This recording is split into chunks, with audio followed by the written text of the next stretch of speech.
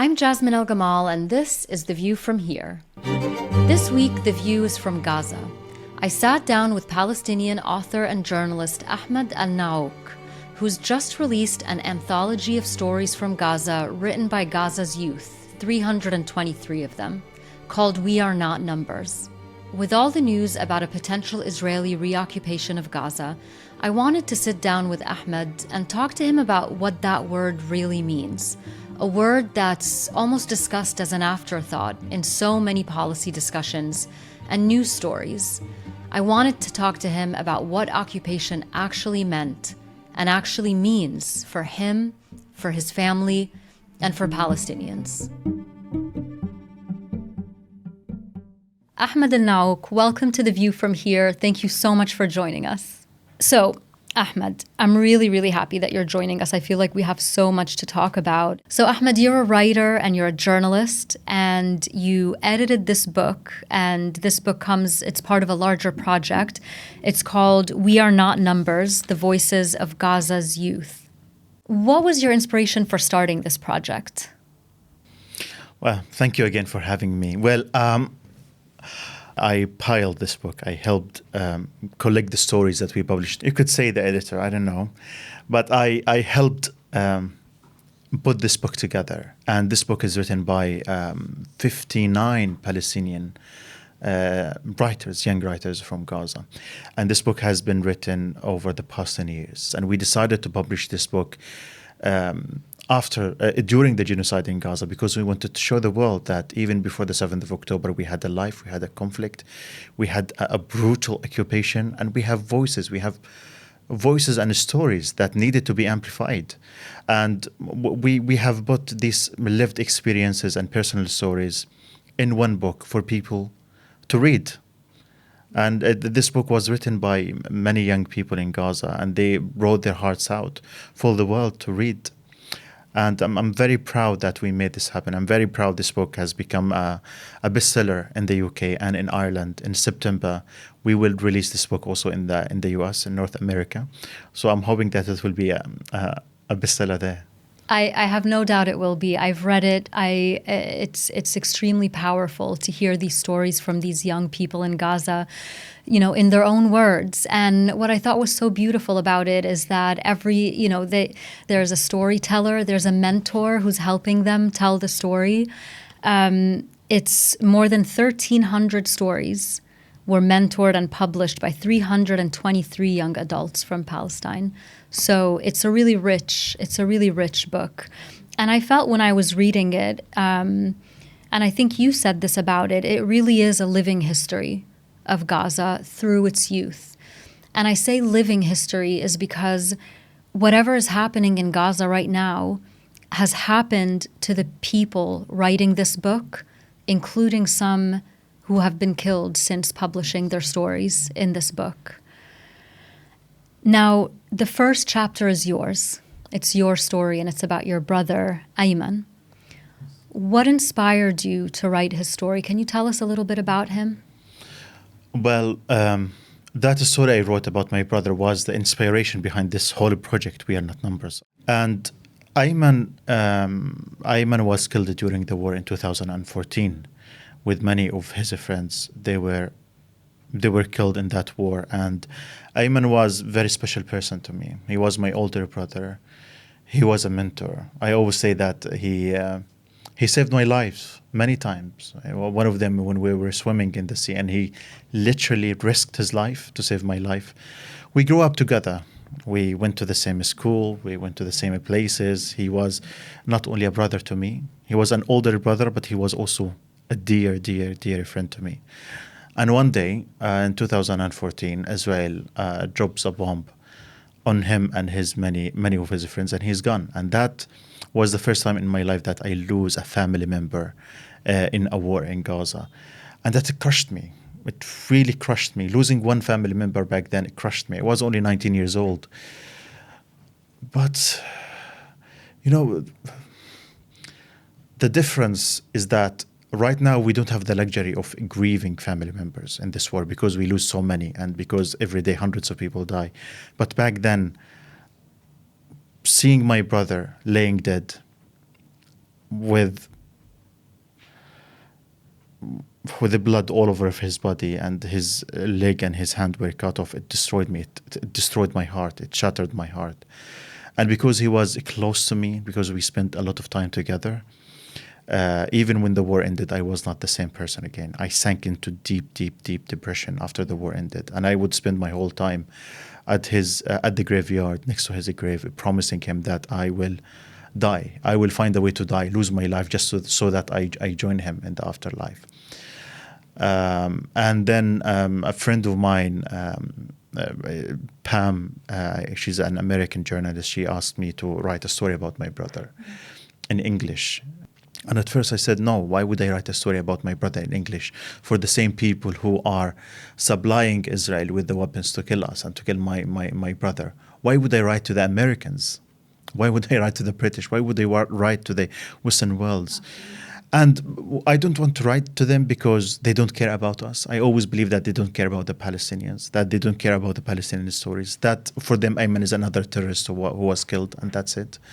And also, I don't want to write about him in Arabic because there are thousands and thousands of other people who were killed in Gaza. Because in every house in Gaza, there is a story. There is a family member who was killed or injured, or another home that was destroyed. And we have so many other stories in Palestine. So in my heart, I feel that I don't have something special to write about.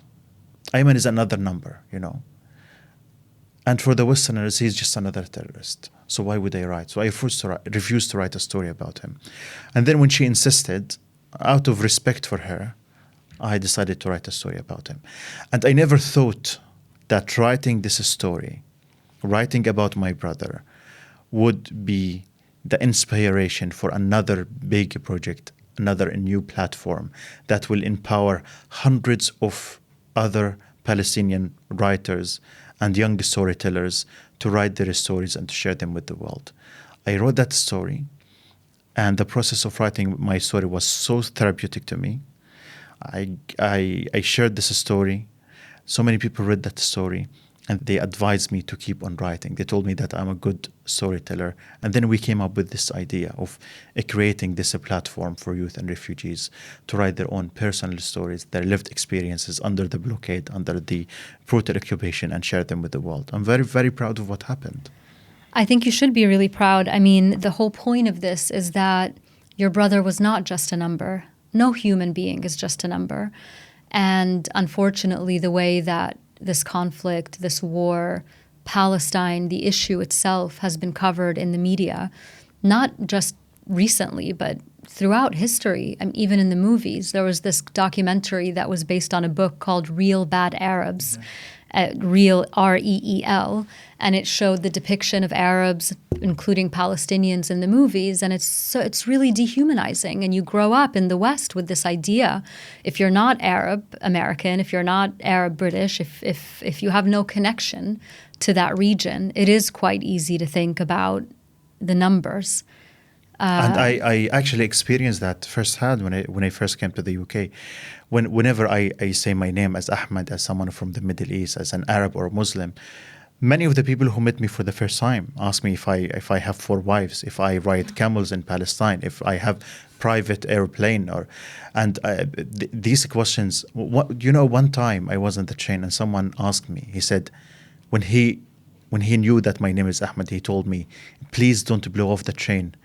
So I experienced that firsthand. And unfortunately, that is because of the mainstream media. That is because of Hollywood and the drama and how they portray us, Arabs, as the bad guys, as the bad people. And they don't tell the stories of the Palestinians, and they don't cover the news as they should be. They don't say that the Palestinian people have been living under brutal military occupation for the past 77 years. They have been killed and slaughtered and dispossessed of their lands. They were kicked out from their homes for the past 77 years. They don't say that the Palestinians have been living in refugee camps for the past 77 years. So of course the media, the people here would have this strange and weird picture about the Palestinians, about the Arabs in general. And that's what we are trying to change here. with projects like We Are Not Numbers. We're trying to change this narrative about the Palestinians, that we are not the terrorists that your media told you about. We are human beings. We are the indigenous people of the land, and we have stories. Well, actually, even that word is so loaded. I mean, that word is used just so easily and lazily about people in the Middle East in general. You know, that terrorism label. And I'm sure it goes back way before this, but I remember I came of age politically and in so many ways with 9/11. I was born in New York. My they're all New Yorkers. And when 9/11 happened, I was maybe 19 years old, something around that time. And that was the first time I started to hear language that was really dehumanizing about people like me. I thought, do you know what I mean? I mean that these crazy questions that started coming out and splashed all over Newsweek and Time magazine. Why do they hate us? Yeah. And I just remember thinking, it is, wow. I mean, first of all, what a silly question. Who's they? Who's us? So you were raised up in New York. You have always considered yourself as an American New Yorker, and suddenly you found yourself as the other, and the other in both ways, because I was both. You know, I would have been seen by Al Qaeda or any other organization like that as a sellout, as an infidel. You know, I mean. This was, of course, way before I went to grad school and worked in government. But, I mean, please, like, I worked in the U.S. government. Oh, I should be killed, right? But in my mind, I was an immigrant's daughter. I believed that the country had given me so much. And I did grow up in Alexandria also. So I felt very much in, both American and Egyptian. And I never had any problem with that identity. I thought it was perfectly normal. And when I went to serve in government, in my mind, I was serving my country and trying to make it better. I mean, that's kind of an immigrant mentality. But to go back to you in terms of your story and your family, so you didn't have that immigrant experience. I mean, you lived in Gaza all of your life, most of your life. And the more I read about your story, Ahmed, and your family story, the more I felt that. And this is why I was so eager to talk to you. I felt like learning about your story was learning about Palestine. I felt like your family story was the story of Palestine from the very beginning. And exactly. we'll get to the beginning part in a second, but also I think Ayman's story and your story and how you both lived under an occupation, grew up under an occupation, grew up with this idea that death was something normal, that occupation was your daily life. You both took different tracks when it came to resisting that occupation. So Ayman went down the armed resistance path. And you wrote, this book's mission is to create a new generation of Palestinian writers and thinkers to harness the power of their words to non-violently resist their oppression. This book is an act of resistance to you. So tell me about, these different paths that you and Ayman took, because, I mean, I think about this all the time. Sometimes when I think about this and when I think about what occupation really means with all of the oppression, the system, the humiliation, the death, I wonder, what would I have done? What path would I have taken? What path would my brother have taken? Would my father? Would my mother? So I really wanted to ask you about that. You guys, you both took different paths. Yeah, I think when we talk about the military occupation that we have been living under for the past, all our entire life, we have been living under occupation. My father was born on the year of the Nakba, and my father's life tells the story of the Palestinian life. The Nakba is in 1948. When 750,000 Palestinians were kicked out of their homes to give way to the establishment of the State of Israel. And my father and my mother, my father's family came from Jaffa. They were living in Jaffa and Gaza City. My mother came from Beir Saba, so I'm the child of refugees. And the story of my father and the story of my father tell you the story of Palestine in general. But here is something to say about the different paths that we took. The Palestinians, unlike what you hear in the news, are a people. There are 14 million Palestinians in Gaza and the West Bank. We're not just one or two people. We're not Hamas and we're not Fatah and we're not the PFLB. We are not one group or another. We are a whole community, and we have different views. We have different religions. We have different backgrounds. We have different, maybe you could say, ethnicities. And we, as a family, me and my brothers and sisters, we are also different. Yeah, of course. And we have all lived under the occupation, but we have different understanding. We have different approaches of life. And Ayman and I took different paths. Ayman was one of those people who would always say that ما أخذ بالقوة لا يسرد إلا بالقوة. What is taken by force may not only be regained except by force. He's someone who believed that the occupation started by killing the Palestinians, ethnically cleanse them from their homes and lands, and they will never leave Palestine. They will never grant us our freedom except if we fight them. Mm-hmm. I am someone who believes that the Palestinian people have the right to armed resistance under the international law. And I can't blame people who take this path as long as the resistance is in accordance with the international law. But I'm also someone who believes that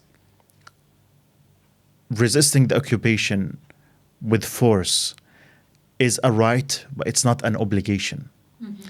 And it is a strategy among so many other strategies. And I am someone who believes that non-violent resistance is more effective when it comes to Palestine, giving the very huge imbalance of power. But I can't blame people who choose to defend their country with armed forces, because this is a right under the international law. I just believe that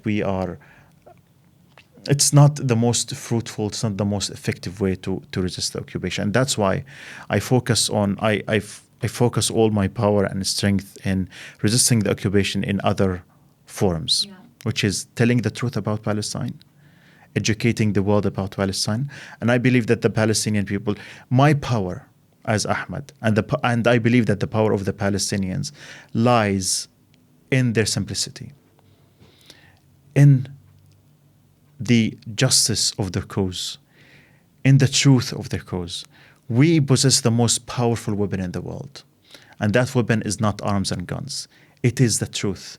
And I believe if we manage to convey the truth to the world, to the East and the West, I think this could take us to another level towards the liberation of our lands and homes. And me and my brother are like so many other Palestinians. People don't know that in Palestine we have more than 12 political parties. Some of them you wouldn't know from the media. You wouldn't know. You would think that it's only Hamas there, but no, Hamas is not the main. Yeah. It's not the only, and it's not the only political party, and it's not the biggest political party, to be honest. We have different political parties in Gaza, in the West Bank, and even in Palestine 48, they have their own parties, the Palestinians who live there. And we are different. And we should have the right to be different. Being different is okay. It's not bad. No, it's not, of course. I mean, it just doesn't get portrayed that way very often. I think people by nature want simple explanations for things. I feel like the post 9/11 era was so... It was this massive simplification and securitization of entire people. Yes. I remember first coming across the word military-aged male. And I remember thinking, well, that's my brother. Yes. That's my younger brother. That is me, maybe. That's you. The good versus evil thing, the axis of evil and the power, and you hear that language today again. I never felt that did justice to the complexity of the emotions and the challenges and the trials and tribulations that people live in the Middle East, in this region that has been through so much. I was not just the Middle East. I was speaking to someone from Afghanistan. That episode is coming out next week, a former female Afghan parliamentarian. Yes. who also talked about this idea that people don't know Afghanistan. They don't know Afghans. They just know the wars and the terrorist groups' names. And so it's another thing that I think your book does. It's like whenever you hear about Afghanistan, you think of Taliban. 100%. And people here, whenever they think of Gaza, maybe they would think of Hamas. And this is wrong. This is actually bad. We are more than that. We are way more than that. We are more than one political party. We are way more than one group of people. We are way more than we are Muslims or Christians or Jews. It is more than that. It is a people. Yeah. And a people who deserve to live in dignity and freedom. Yeah. Not under occupation. Yeah.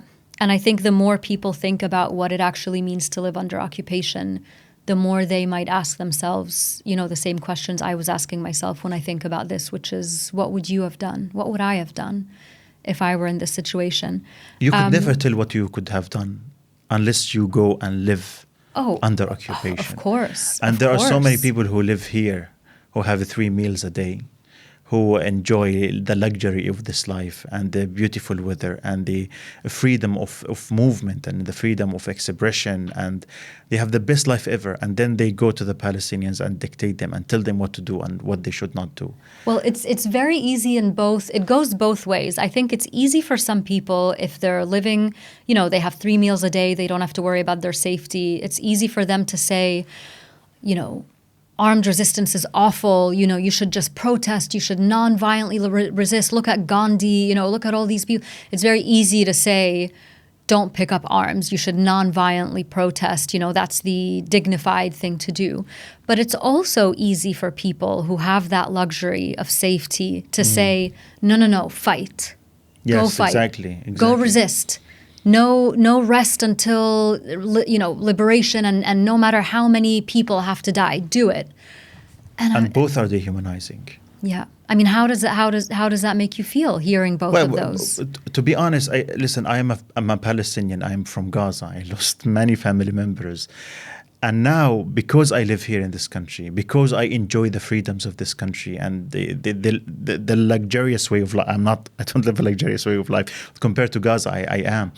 And right now, I refuse even to talk to the Palestinians and tell them what they should do and what they should not do. Yeah. I refuse to do that.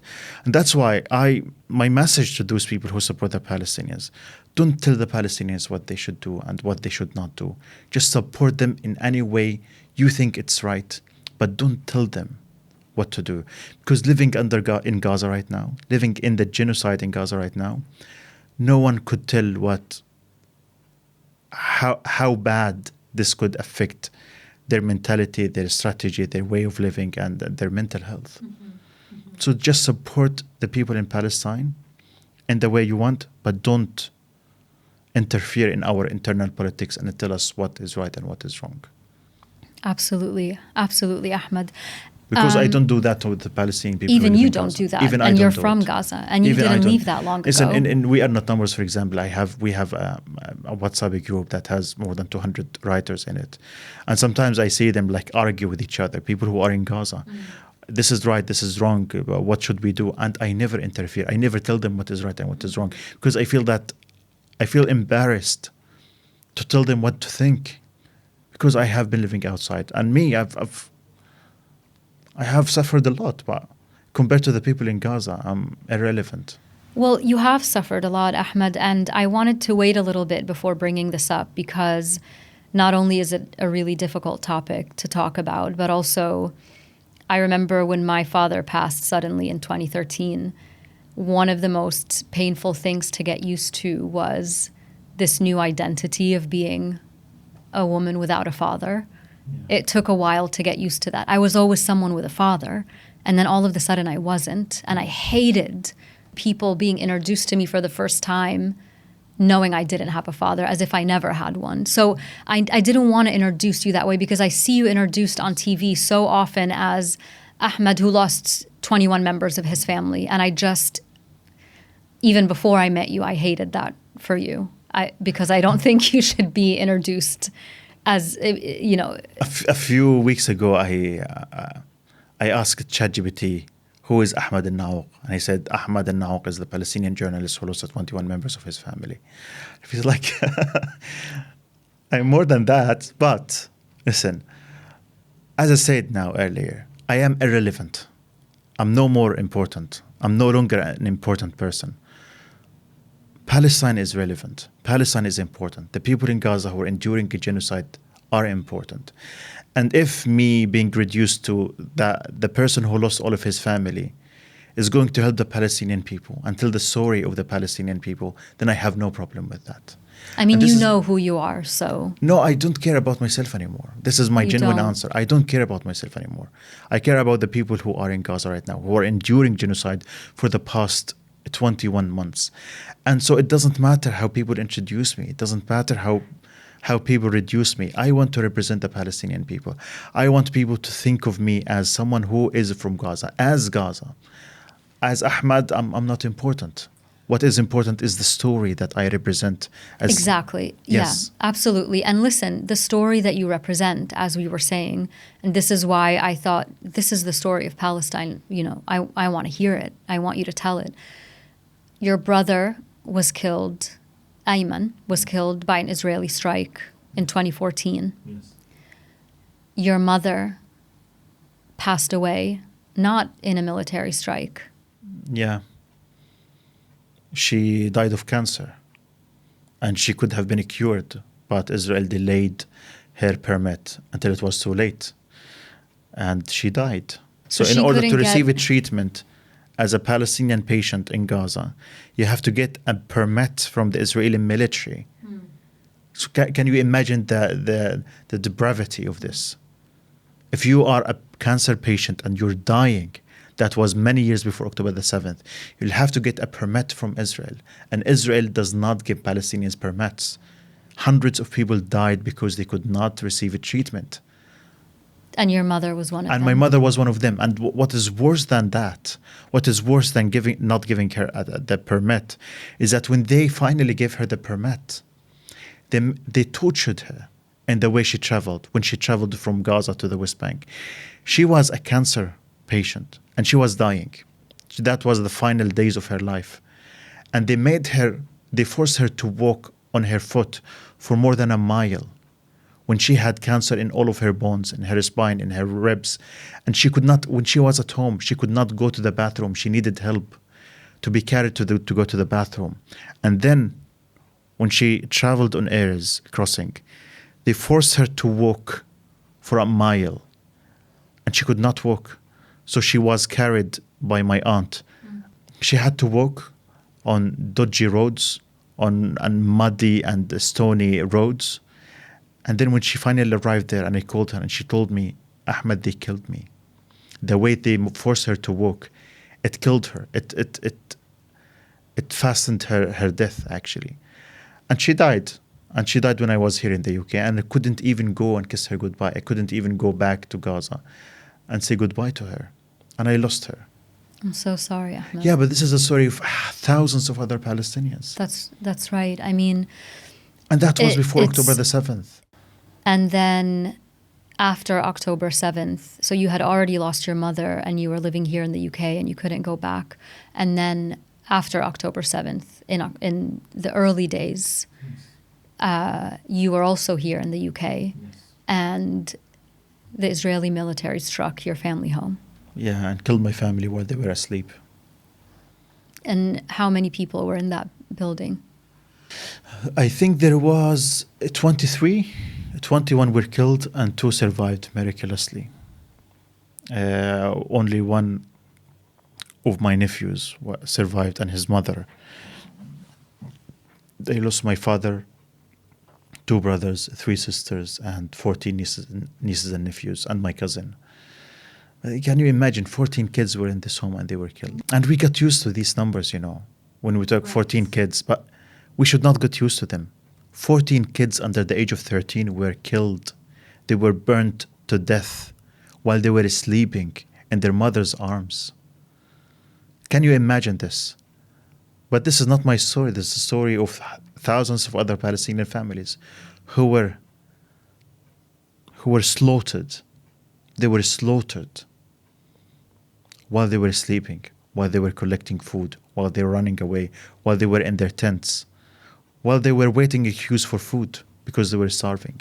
So, given what you went through and given what happened to your family, what goes through your mind when you hear politicians, policymakers, pundits, journalists, you name it, respond to any conversation about the civilian death toll in Gaza with, but Hamas hides amongst the population? But I was told in my face that my family were collateral damage by some of the journalists. By some of the journalists Yeah, here in the UK yes. who interviewed you? Yes. Wow. Told them I lost family members, this is collateral damage. Civilian casualties, it happens in every war. No, it shouldn't happen in every war. You hear that a lot. You hear it's so tragic, but war is tragic. No, it shouldn't be tragic. There shouldn't be a war. There shouldn't be an occupation. Civilians should not die. People should not die. I mean, of course, Hamas does exist in Gaza. I mean, it's a fact that they are within the population. But what I always talk about with people when they say, but Hamas, there was no other way, is that no, there was another way. Because no matter who was where, you can't kill kids. You can't kill children. You can't kill indiscriminately. You can't level entire buildings. I was watching that video, the French journalist that took the photos from the video of Gaza from the sky, from the Jordanian plane that was doing the airdrops. And the Israeli government had previously told a British journalist that he wasn't allowed to film from the sky. So I don't know how she got to film from the sky, but she filmed it with her iPhone. Yeah. And you look at that, and I think no amount or number of any group in any way could justify this level of destruction. And I don't even mean that from a just from a human perspective. I also worked at the Pentagon. I know what military strategy is. I know how, I know what defeat of a terrorist organization is or degrading of a terrorist organization is. And I know what killing off an entire population of civilians looks like. Do you know, every time I hear one of these politicians or journalists or pundits, when they say, but Hamas, do you know how I hear it? I hear it as, I don't care. I don't care about the Palestinian people. I don't care about the women and men and children because I'm a racist. This is what they say. These people who always justify the killing of the Palestinians are just pure racist, evil people. And there's no other way to put it. If you see a country, a state that is committing a genocide, killing tens of thousands of people, destroying the whole infrastructure of the city, destroying hospitals and mosques and churches, even churches as people they were praying in. They destroy it and they kill these people. You can't just justify it. If you're a moral human being, if you are a human being, a normal human being, you can't justify it. There is no justification whatsoever for the killing of people. Up until a certain point, I tried, and maybe this was wrong of me, but I tried to give people the benefit of the doubt and say, well, that's just because, Arabs have been dehumanized in the media. Maybe they just don't realize, maybe they haven't. But then at a certain point, you really have to say, well, actually, there is no excuse. You can't blame this on, but they're dehumanized in our media. At some point, you have to think, no, there's something really wrong here if you don't think that what's happening is wrong, that you can't feel it in your bones, that you can't see your own children and parents when you look at what's happening. A few days ago, I read a post for one of my friends on Facebook, and he was talking about his early experiences of the war when he could not find diapers for his child or formula. And he was asking a genuine question. What is so dangerous about diapers or baby formula? Why aren't the Israelis allowing them to enter Gaza? What could they possibly be used for Hamas, the diapers or the baby formula? There's no justification for it. I think that's basically the conclusion is that I've come to, is that I'm not saying, and I don't think many people are saying, Hamas doesn't exist or Hamas doesn't do X, Y, or Z. It's about, even if it does this justify what has happened over the last 22 months? And the answer, of course, is no. It doesn't justify the past 17 years of the brutal blockade that resulted in the death of my mother. Of course not. Okay, Ahmed, if we take a look at what's happening now politically from a policy perspective, and this latest announcement that Prime Minister Netanyahu wants to reoccupy the Gaza Strip, you've seen U.S. officials going to the West Bank recently.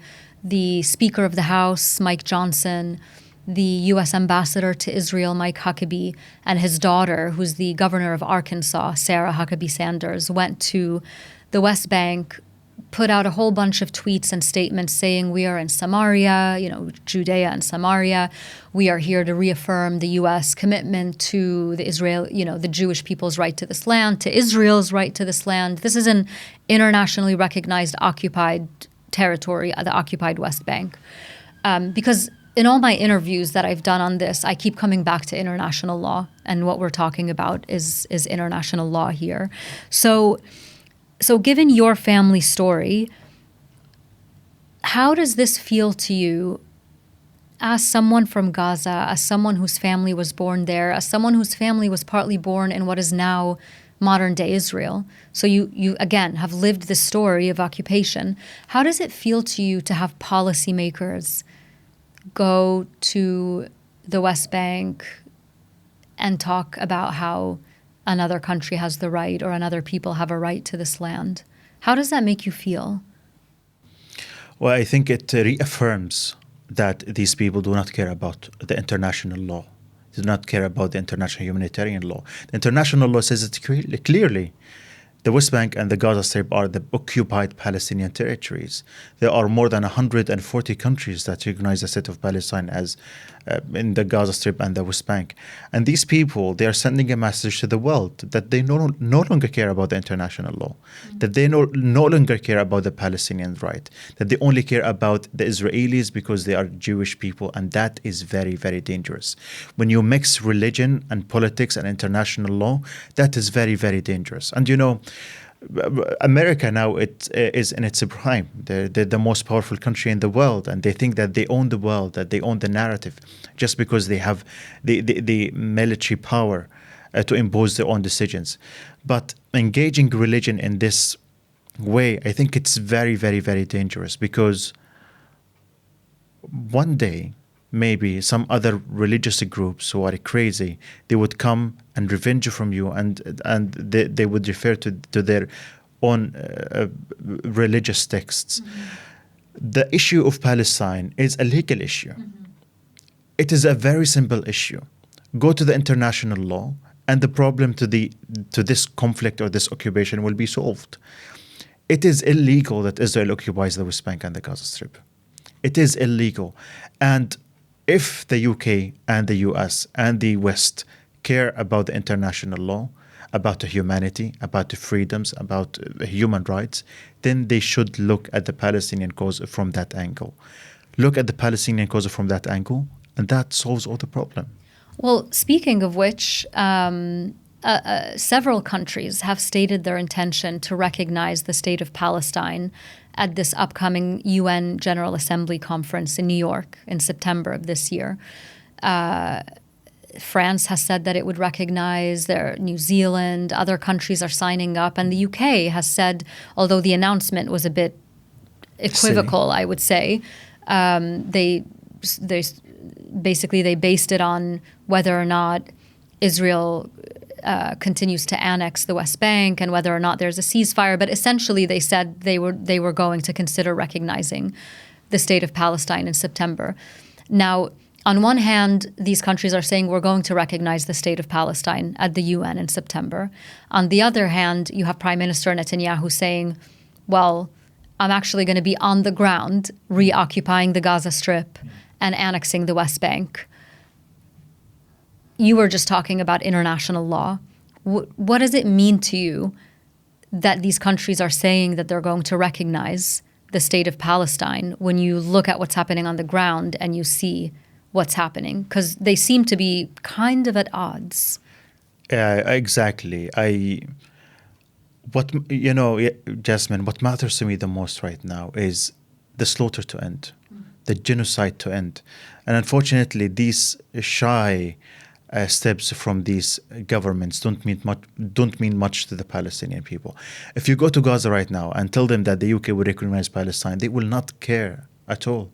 They will care about their children who are starving.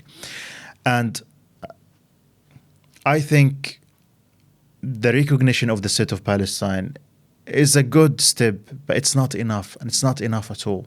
What we need right now as Palestinians is an end to the genocide, is an end to the occupation. We need the pressure, really pressure from these governments on Israel, their colony in the Middle East. They must stop Israel. Israel will not stop killing the people in Palestine without being really pressured to stop. Trump promised to end the war. So it makes you feel that Israel is above the law. Israel is above the U.S. Not just the U.S., though. Not just the U.S., of course. The whole world. Well, you have Europe, you have the EU, you have the UK. And that's a question we need to ask ourselves. What is happening? Why is Israel behaving like it is above the law? Because it's not being held to account. This government is not being held into account. It is not being held into account. That's the I question can't we need to answer ask. that question, but we do need to ask. We do need to ask that question. We need to ask ourselves what is really happening. Well, we need to ask our politicians, and we need to ask policymakers. We need to ask our policymakers whose interests they are behaving. Who are they serving? Are they serving their people? Are they serving the British people? Are they serving the American people? Are they serving the European people? Or they are serving another foreign government and its interests? And this is a question a lot of Americans are asking of their government right now. This is a question that American policymakers, MAGA policymakers, Trump's movement is asking him right now. And it's a question I think a lot of people across Europe are asking because as the polls themselves show, governments are farther and farther away from their people on this issue as ever before. Definitely. Okay, let's say you were sitting at the UN. Let's say you were at this conference in September where people recognized the state of Palestine and countries recognized the state of Palestine. What vision would you want to articulate of what that future looks like? What does Israel-Palestine look like? What future do you envision? To be honest, I want any future that guarantees the safety and the security and the freedom of the Palestinian people, all the Palestinian people. A future where the Palestinians will not be afraid to move around. A future where the Palestinians will be able to travel, to speak up, to have self-determination, to have a freedom, not to be killed and slaughtered and blockaded every now and then.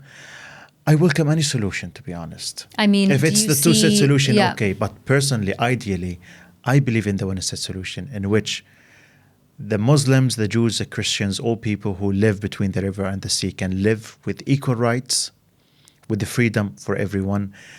But those who have wronged the Palestinian people, those who have committed war crimes, they have to be held into account. They have to be investigated. And they have committed war crimes. They should be put in prison. This is the future I believe in. Freedom, accountability. Exactly. One state, two state. I prefer the one-state solution. You prefer the one state. I mean, what is left of... But it's a luxury right now to talk about the one-state solution or the two-state solution. Right now, we should talk more and focus more on ending the genocide and ending the blockade, ending the military occupation, and then whatever solution that guarantees the freedom and the rights of the Palestinian people, including the right of return, I would support that.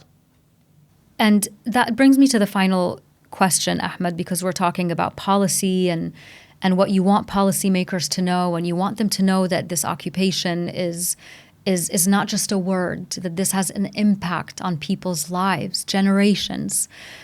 Do you actually see a future where things are different? I mean, when you think about Palestinian freedom, Palestinian liberation, what does that look like to you? Do you see it? I see it Not in the short term, in the long term. I see it. I know Palestine will be free. I know the Palestinian people will be free.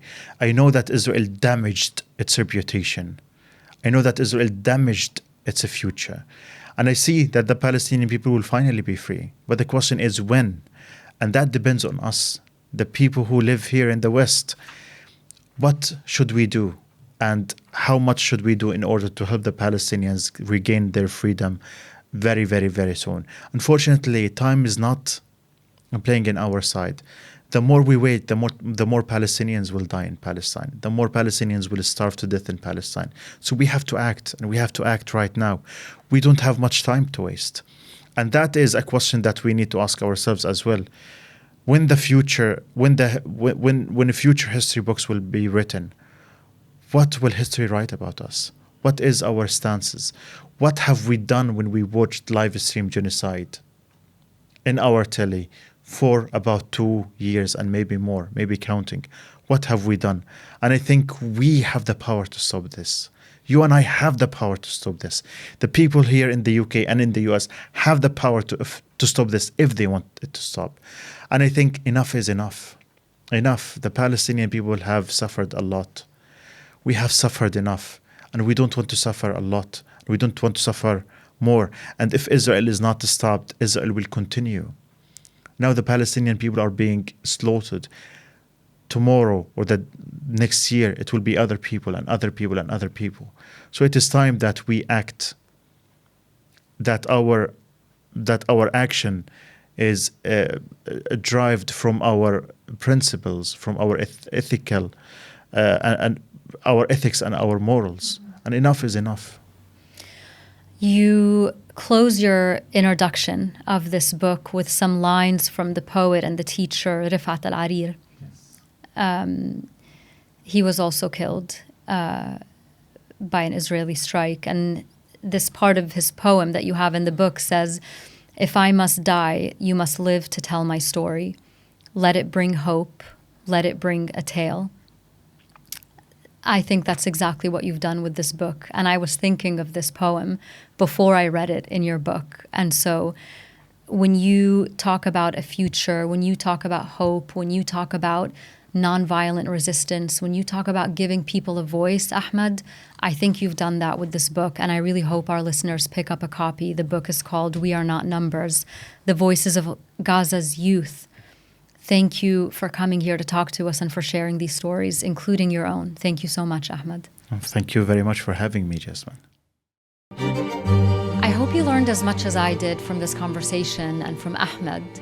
If you'd like to support us in getting more of these conversations to you, please don't forget to follow us wherever you get your podcasts, subscribe to our YouTube channel, leave us a review or a comment to let us know what you're thinking. And of course, you can always email us at jasmine@viewfromherepod.com. That's jasmine@viewfromherepod.com. I'll see you next week. And in the meantime, thank you so much for listening. I'm Jasmine El Gamal, and this is The View From Here.